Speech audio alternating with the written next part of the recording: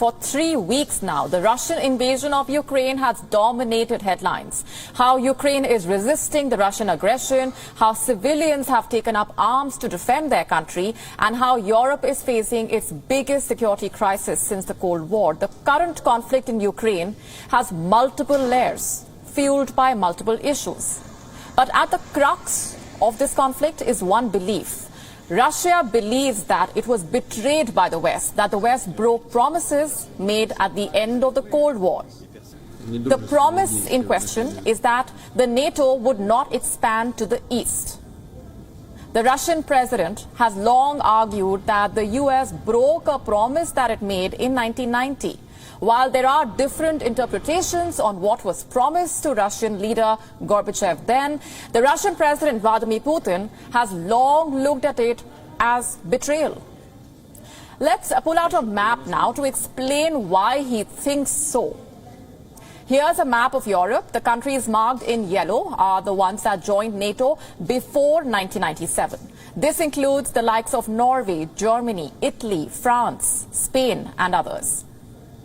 But here's a look at the countries marked in orange. These are the nations that joined the military alliance after 1997, including several Central and East European states that were once a part of the Soviet Union or under its sphere of influence. Poland, Lithuania, Latvia, and Estonia, 4 of them even have borders with Russia.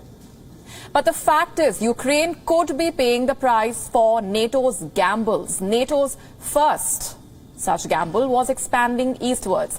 Before 1991, NATO was confined to Western Europe. Today, it is at Russia's gates. If Ukraine joins the NATO, the alliance will be at Russia's gates. But the point is, Ukraine was satisfied with its position a decade ago. It did not want to join the alliance.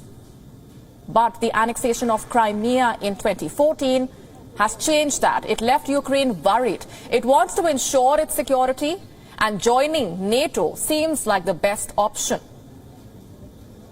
NATO's second big miscalculation was the belief that Russia was bluffing. NATO refused to negotiate an agreement on Ukrainian neutrality. It hoped that Russia would back down, but that backfired majorly. Russia invaded Ukraine and NATO was nowhere to be seen. Even all the NATO ambitions that Ukraine had seem to have fizzled as of now. Even Volodymyr Zelensky seems to have admitted it. Ukraine is not a member of NATO, and we understand that. We are adequate people. We have heard for years that the doors were open, but we also heard that we could not join. It's the truth, and it must be recognized. I'm glad that our people are beginning to understand this and rely on themselves and our partners who help us. So if the point was a neutral status, this could have been negotiated ahead of the war. If NATO knew that its doors were closed for Ukraine, why did it continue to talk about membership? And we are not the only ones saying this. Even the foreign policy chief of the European Union agrees. Josep Borrell says the West made a mistake by offering NATO membership to Ukraine. I'm quoting from his statement. There are things that we proposed and then could not implement, such as the promise that Ukraine and Georgia would become part of NATO. I think it's a mistake to make promises you cannot deliver. Don't make promises that you cannot deliver. That's the clear message for NATO right now.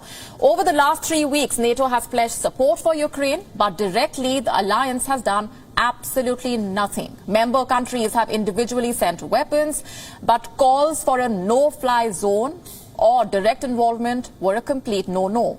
A no-fly zone would essentially mean that NATO planes would have to shoot down Russian jets, which would mean that the NATO would be a direct part of this conflict. The fact is, NATO does not want to get involved, and this is not the first time that it has said this. Time and again, NATO, the West, making it clear they are not a part of this war. The war in Ukraine is now 3 weeks old. There is no doubt about the fact that this is Putin's war.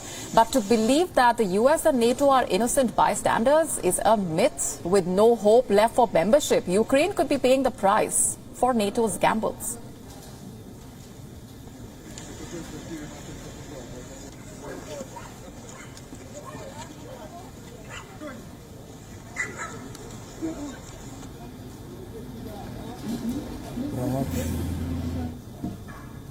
Let's go straight across now to Fred Weir, who's with us on the broadcast from Moscow. Thanks very much for joining us.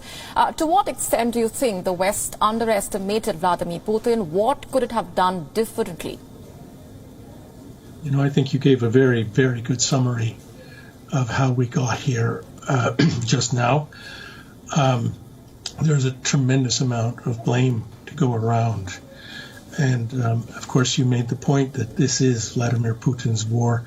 Whatever hand of cards he held until February 4th, it was a very strong case against NATO expansion for diplomacy and a new security order in Europe.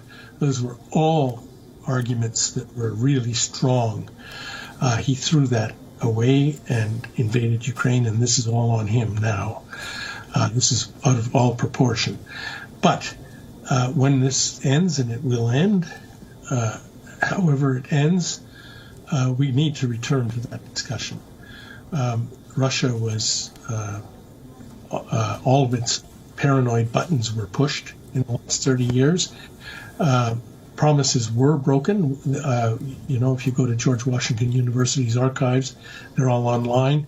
You see the promises that were made to Gorbachev. There were no treaties signed, but in meeting after meeting with Western leaders, including James Baker, the Secretary of State, the promise was made to Gorbachev that NATO would not expand 1 inch further. The Russians have a very good case about that. Now, there's no point in discussing it now. We're doing that, but the time will come when we have to return to that if things are ever to be normalized again. Sanctions are clearly not stopping the Russian president. He has issued his own tit-for-tat sanctions against the U.S. What more can the West do at this point, according to you? Well, if they don't want World War III, and they don't want World War III, something like a no-fly zone, which would put Russian and NATO forces into direct collision, would mean war. And Russian nuclear doctrine is really clear. They already have their nuclear forces on alert, and if they start to lose a conventional war, they will transform to nuclear weaponry, and that's the end of Europe as and possibly the world as we knew it, or at all. So let's hope that instead of ratcheting this thing up, you know, there's a tremendous amount of talk in the West, in the United States, quite a few hawkish people talking about fighting to the last Ukrainian. And yet they are not ready, let's hope, not ready to step in and fight for Ukraine. And that's good. But what they're also not doing in the West is stepping up and promoting a diplomatic solution, because it's still available. Other countries, Israel, Turkey, are stepping into the void. They're making real progress. And if you listen to both sides, Ukrainian and Russian, there is the outlines of a deal, including neutrality for Ukraine. Zelensky has made it clear that, okay, we can do that. There are other issues, including the annexation of Crimea and recognition of the Donbass republics. But basically, it's about neutrality, always has been, could have been resolved before.